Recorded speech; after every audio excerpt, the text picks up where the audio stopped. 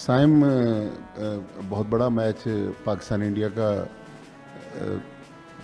2 दिन बाद आने वाला है, तो कुछ आपकी फॉर्म भी लैग कर रही है। तो कप्तान तो ये उस दिन कह रहे थे कि मेरे वो प्लेयर्स जो पिछले मैचों में स्कोर नहीं करते रहे, उनको हमने ये टास्क दिया या उनसे एक्सपेक्ट कर रहे हैं कि वो अब बड़े मैचेस में एशिया कप में परफॉर्म करेंगे।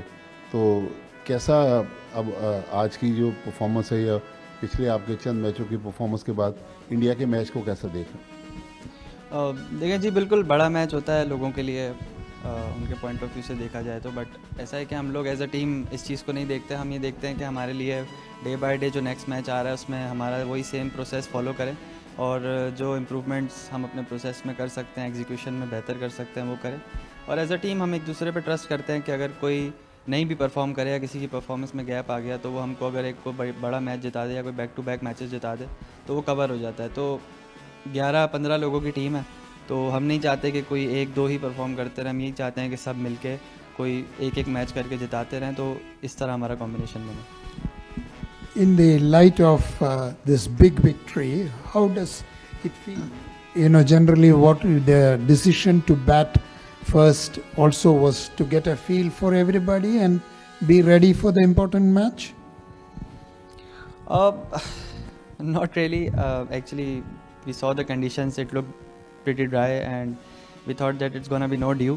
So batting first would be, yeah, and batting first and give them a big target, and then defend it on that pitch that looked slow. So that would be difficult for them. So that's why we batted first. Saim, वो जो New York में match हुआ था T20 world cup, गालिबन आप वो नहीं खेले थे, तो आप बेंच पे बैठ के कैसा लगा कि पाकिस्तान 120 नहीं चेस कर सका और वो लास्ट मैच था इंडिया से T20? सर, उस बात को तो कोई साल 1.5 साल हो गया। उस वक्त आप पूछते तो मैं आपको बताता कैसा लगा। अब तो नहीं याद सर, मुझे बहुत टाइम हो गया उसको।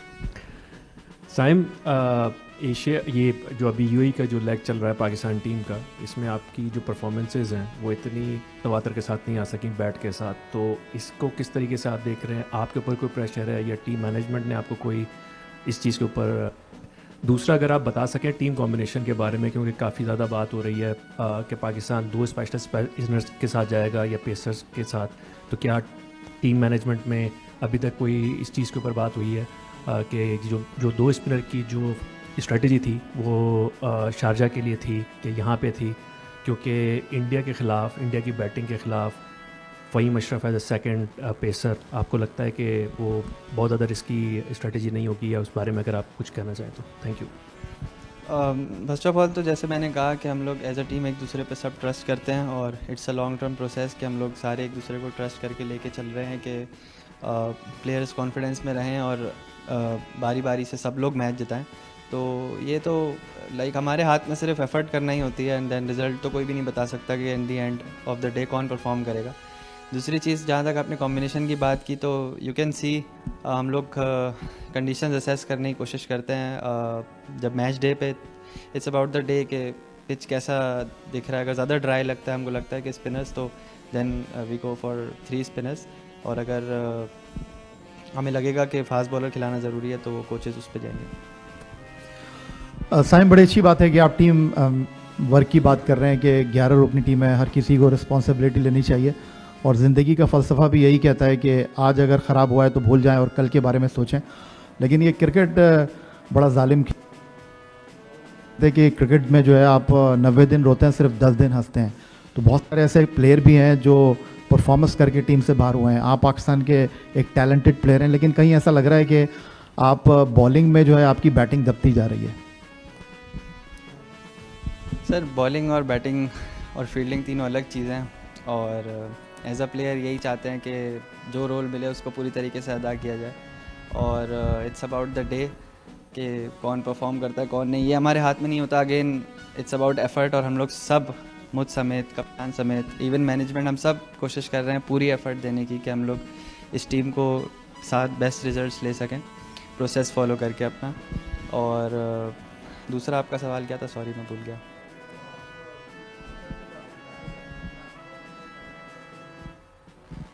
जी, मैंने आपको यही बोला ना कि जो रोल है उस पर हम एफ़र्ट कर रहे हैं, और बाकी परफॉर्मेंस तो हमारे हाथ में नहीं है।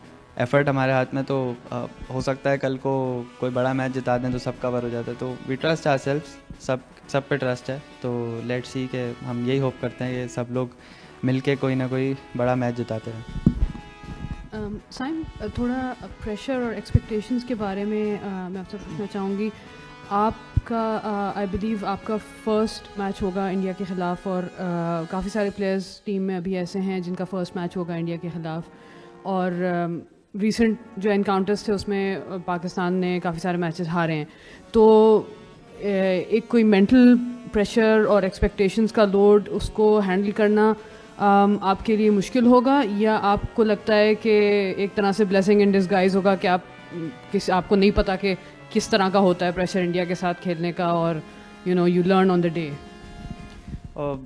आई थिंक पिछले 3-4 महीने से हम लोगों की जो टीम कॉम्बिनेशन और मैनेजमेंट का यही मैसेज है सबसे ज़्यादा, कि पास्ट से सीखना है और आगे बढ़ना है। एंड हमने पीछे को याद नहीं रखना है और आगे पे ज़्यादा फोकस नहीं करना है। ऑन द डे जो हमारा नेक्स्ट मैच है 1 बाय 1 उस पर फोकस करके चलना है। एग्जीक्यूशन हमने बेहतर करने की कोशिश करनी है, प्रोसेस को फॉलो करना है। सो इट्स नॉट अबाउट कि कल क्या हुआ था या कल क्या होगा, अभी हम क्या सबसे बेहतरीन कर सकते हैं एक दूसरे का साथ देकर, वो सबसे ज़्यादा इम्पोर्टेंट है हमारे लिए। हाल में जो है पाकिस्तान ने अपनी क्रिकेट रिब्रांड की है, they are playing fearless cricket. आपको लगता है आप इंडिया के अगेंस्ट फियरलेस क्रिकेट खेल पाएंगे given the quality of Indian opposition? आपका जो ऑपोजिशन है उसकी क्वालिटी को देखते हुए। सर हम कोशिश करते हैं कि सबके अगेंस्ट फेयरलेस क्रिकेट खेलें।